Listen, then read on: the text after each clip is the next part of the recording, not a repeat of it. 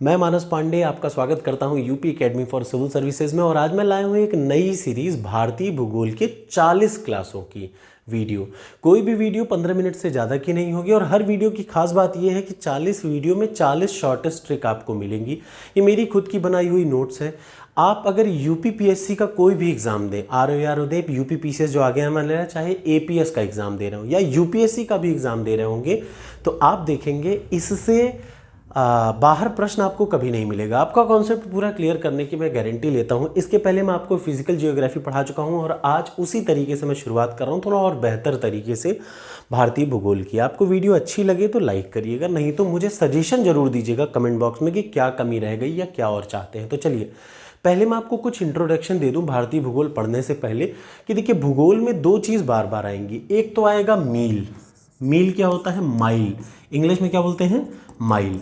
तो माइल क्या होता है? दो टाइप के होते हैं। एक जब आप जमीन पे चल रहे हो तो उसको बोलते हैं माइल।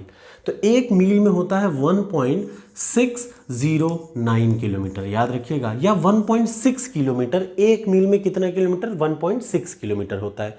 अगर आप पानी में चल रहे हो तब जमीन का किलोमीटर नहीं काम आएगा, याद रखिएगा। अगर आप जमीन पे चल रहे हो तो एक मील बराबर 1.6 किलोमीटर। लेकिन अगर आप पानी में चल रहे हो या समुद्र में चल रहे होंगे, ये देखिए पूरे ग्लोब पे देखिए, अगर आप जमीन के भाग में चल रहे हो तो एक मील में होता है 1.609 किलोमीटर। वही अगर आप पानी में या समुद्र में चल रहे हो, खासतौर से पानी का मतलब है समुद्र में जब आप चल रहे होंगे, तो एक नॉटिकल माइल या एक समुद्री मील जो होता है वो किसके बराबर होता है? वो होता है 1.852 किलोमीटर के। ये दो चीज़ें सबसे पहले आप इस पूरे भूगोल को पढ़ने से पहले जान लीजिए, ठीक है ना।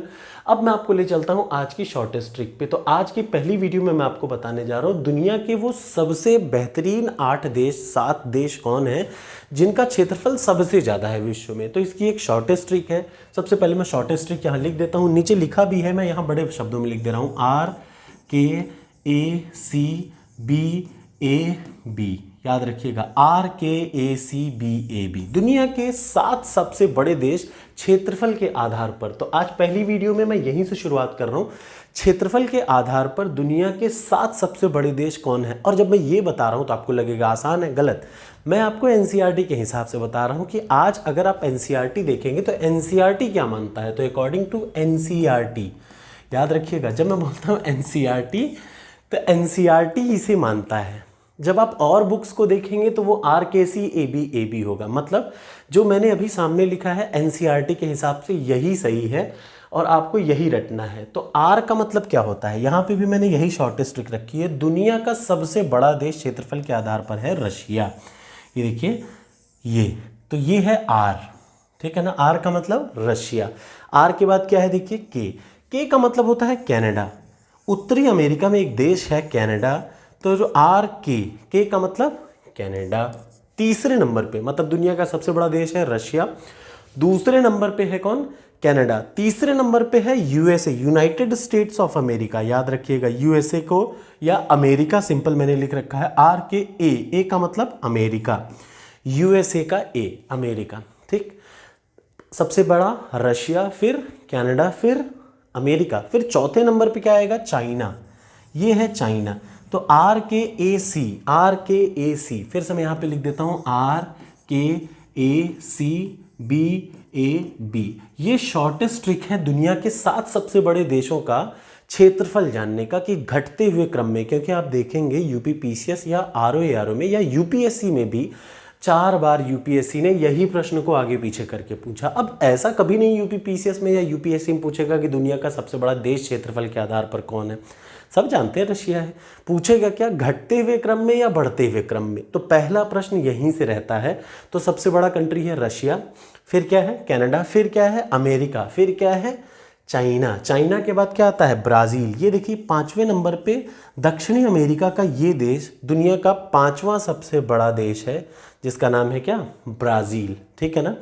ब्राज़ील के बाद जो अगला आता है वो कौन है, ये भी आपको पता होना चाहिए। तो ये देखिए 6ठे नंबर पे आता है ऑस्ट्रेलिया, A।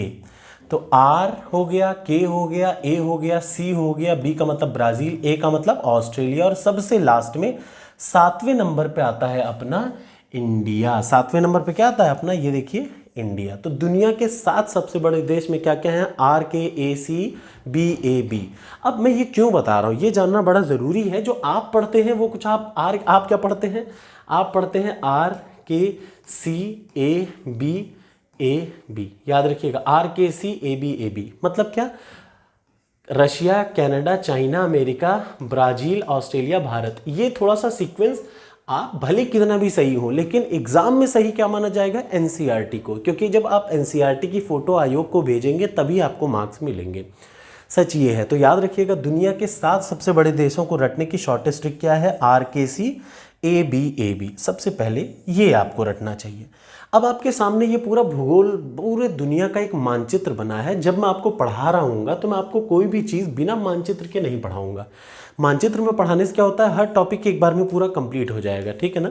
और आपको मैं अगली वीडियो में, ये पहली इंट्रोडक्टरी वीडियो थी बहुत छोटी सी, अगली वीडियो में मैं आपको बताऊंगा लैटिट्यूड क्या होता है। लैटिट्यूड को हिंदी में बोलते हैं अक्षांश, और लॉन्गिट्यूड को बोलते हैं क्या? देशांतर।